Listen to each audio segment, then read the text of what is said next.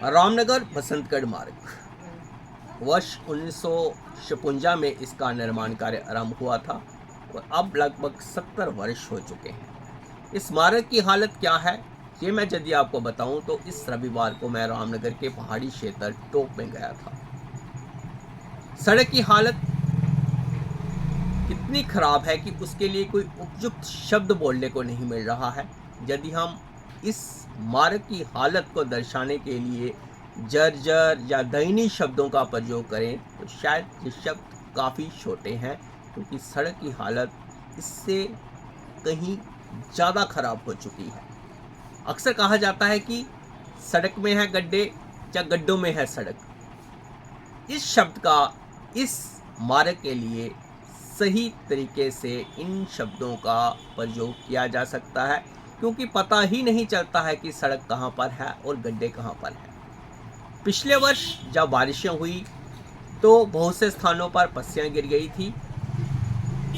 लगभग अब उसको हुए 8-9 महीने बीत चुके हैं। होना तो ये चाहिए था कि यो मार्ग रामनगर तहसील को बसंतगढ़ तहसील मुख्यालय के साथ जोड़ता है, उसकी तुरंत उसके बाद सफाई हो जानी चाहिए थी, लेकिन ऐसा हुआ नहीं है। आज भी पस्सियाँ सड़क के किनारे पड़ी हुई हैं।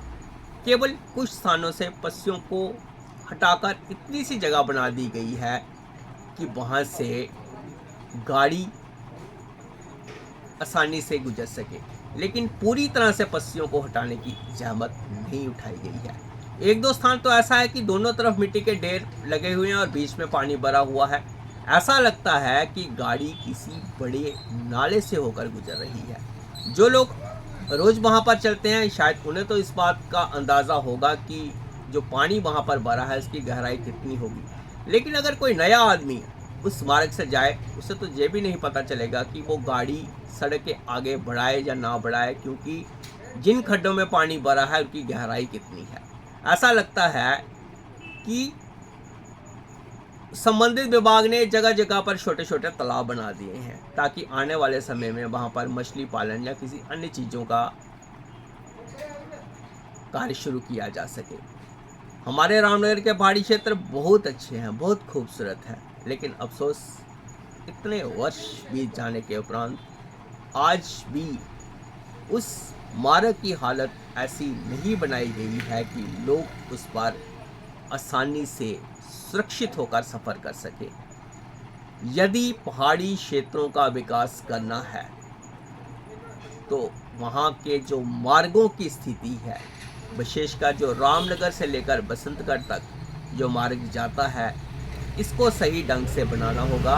वरना आज यदि मैं बात बताऊं तो समूचे सड़क में खड्डे पड़े हुए हैं। पस्सियाँ जहाँ गिरी हैं वो आज भी वहाँ पर गिरी हुई हैं। जहाँ से तारकोल उखड़ चुका है वहाँ पर डालने की किसी ने जहमत नहीं उठाई। जो डंगे भी क्षतिग्रस्त हो चुके हैं, एक दो जगह पर मैंने देखा कि वहाँ पर डंगे लगाने का कार्य चल रहा है, वरना बाकी जिन स्थानों से डंगे गिरे हैं उनकी स्थिति भी जस की तस बनी हुई है।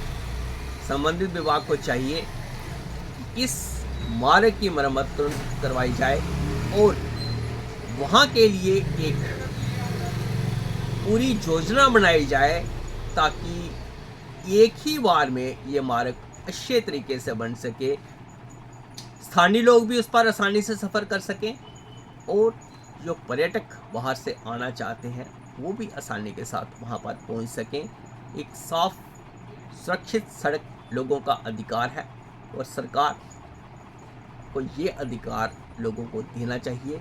इस अधिकार से उन्हें वंचित नहीं करना चाहिए।